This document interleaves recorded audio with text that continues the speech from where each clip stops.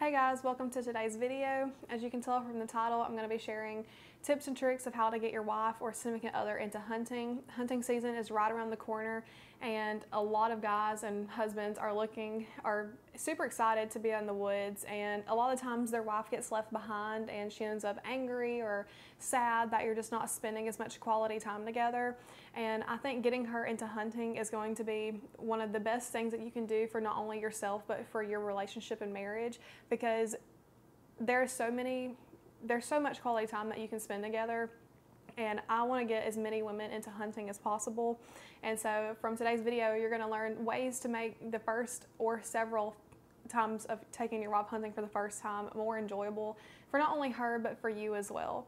And I didn't grow up in a hunting family. I got into hunting for the first time when me and Justin started dating about 7 years ago, and he was obsessed with it and he was always going to be hunting. So for me, it was a no-brainer that I was going to go hunt with him because that was when we were going to spend our quality time together.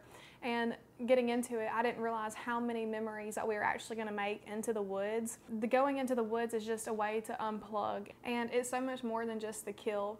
But things that Justin did whenever we first started going on our first few hunts together definitely increased the chances of me wanting to go hunting again and becoming so passionate and making hunting a hobby for me as well. And I'm so excited because I want to get more women and girls into hunting, and I just want to share some things that you should do or consider doing to hopefully make your first hunting trip really memorable.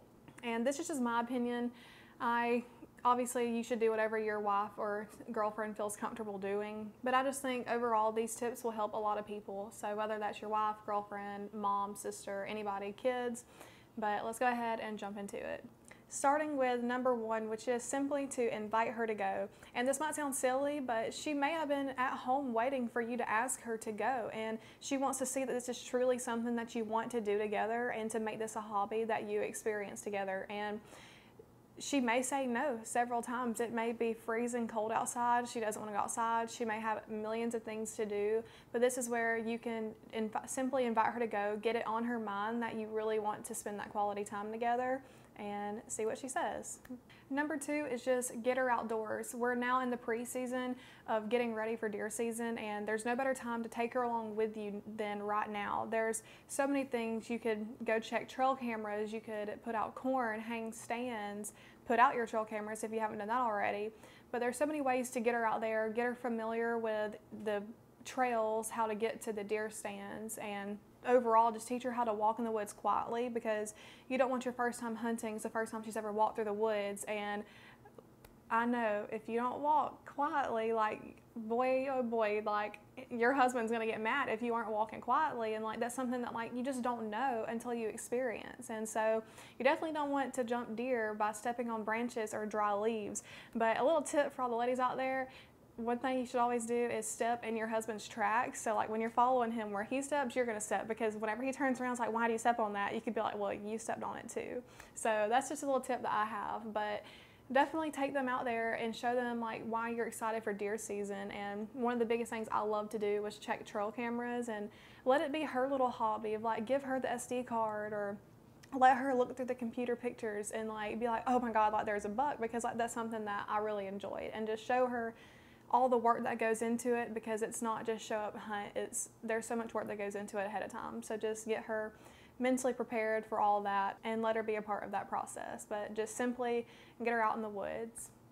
Number three, don't let her get bored. You finally get her to go on a hunt and you're sitting there and there's just no deer movement, and it can get very boring. So some things that I encourage you to do are to pack snacks, because people are always hungry, and possibly read a book or let her look at her phone, and you can bring a backup phone charger just to keep her busy or entertained. Or you could give her the rangefinder and let her range stuff, give her the binoculars and let her look, and even let her have the deer call, because it might sound terrible, but why not just let her feel like she's doing something and she's involved in the hobby. And something else to add to that is, don't plan to sit all day. Just sit for an hour up to 3 hours possibly, if you think that that's something she could do.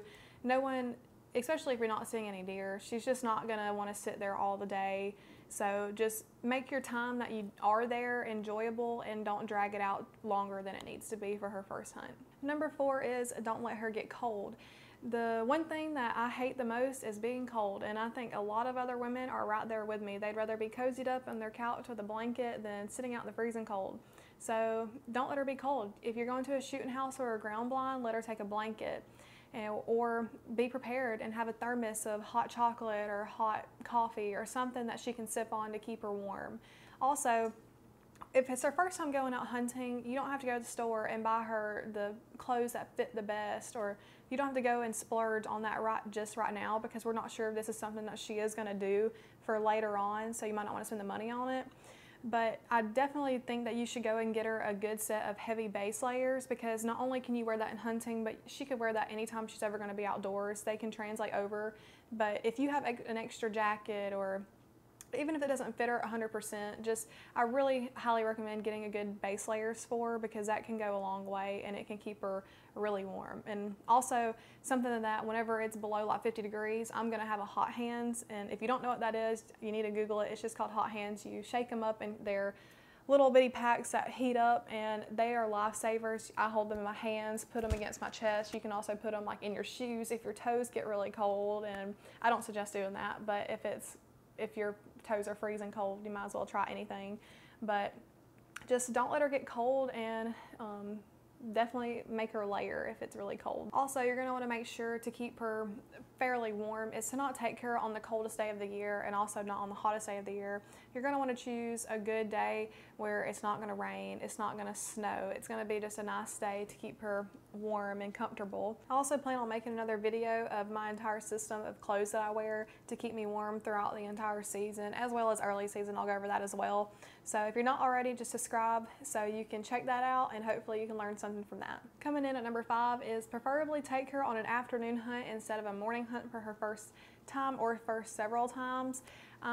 If she's anything like me, she's not a morning person, and she does not want to get up at 4:30 and walk in the dark to the tree stand when it's still pitch black outside. But some things that you can do to possibly make the mornings more enjoyable whenever she finally does take on a morning hunt is to have her coffee ready in a thermos for her slowly, and be nice about it and try to get her up. I'm sure there's been times when you've went hunting with a group of guys and one of y'all at least needs a push to get out of bed, whether from having a late night the night before or whatever it is. Everybody needs that push every now and then, and just try to do it in the nicest way possible.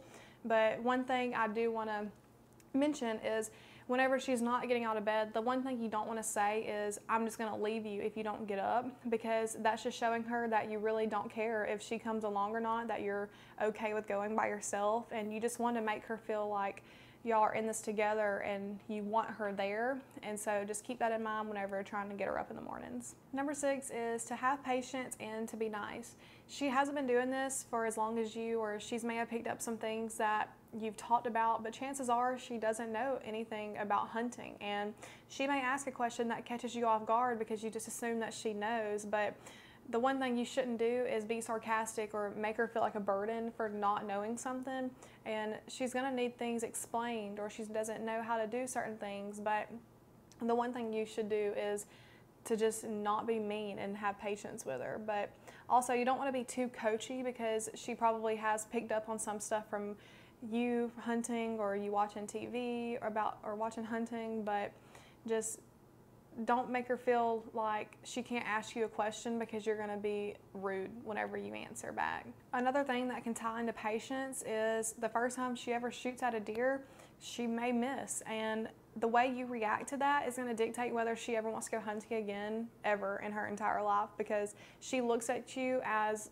a role model. And so that is one of the biggest things that you can do, is to let her know that it's okay if she misses a deer. I've missed several deer my first time hunting, and if it wasn't for Justin just making me feel like it's okay, like you're going to have another opportunity, then I probably wouldn't have hunted, because there is so many emotions and there's so much adrenaline going through whenever you're going to finally shoot at your first deer, and sometimes you don't remember everything and you might miss that opportunity. But the one thing that you should not do is get mad at her for missing a deer. I mean, it could be your huge target 8-point, it could be a doe, whatever she's shooting at. Do not make her feel like you are discouraged since she made a bad shot. or anything, and just let her know that there's going to be more opportunities and it's going to happen, and just, yeah, don't be mean and don't be rude. Number 7 is to hype her up. No matter the size of the first deer that she kills, you want to make her feel like she has killed a ginormous deer, whether it's a doe, a spike, 160-inch deer, whatever she's killing. You want to make her feel super proud and just be so happy for her. And of course, you should also stress the importance of filling the freezer. Make her feel super, super happy. And I know now a lot of times on social media, people get racked up with whose deer is bigger than whose, but you should just make her feel proud and super excited, and just hype her up and let her know that you're super proud of her. But to kind of show you an idea of what I mean by hype her up is, this is the first buck that I killed, and I killed him with my bow. And most people would say it's a 4-point, but Justin's hyping me up and giving me as a little extra point, so I got 5. But we mounted him, and I put these little cute little floral on him, and he's mounted, and I plan on keeping this forever because Justin made me feel like this was like a ginormous monster buck. And we have a video of me whenever I finally shot him, and I was crying. Like, it was a super awesome, memorable hunt, and Justin made me feel so special and so just super excited and proud of the deer that I did kill. And I was able to fill the freezer as well. So just hype her up and let her know of how proud you are of her. Number 8 is to let her just watch and observe. Maybe she's going out hunting with you, but she's not exactly ready to pull the trigger. Just let her sit and watch you hunt, and let her watch the emotions that you feel whenever you finally do take an animal. And just having that experience is so important because she needs to know what to expect. And it's a great way to have quality time together by just being out there. So maybe not start off letting her pull the trigger for the first few times, just let her go with you. Number 9 is to practice. If she's ready to go out into the field, whether she's going to use a firearm or a bow, she needs to have shot that so many times that she is super comfortable with it. And not only is this to make the best shot at the animal, but it's also for a safety reason. She needs to know how to handle the gun or bow that she's going to shoot.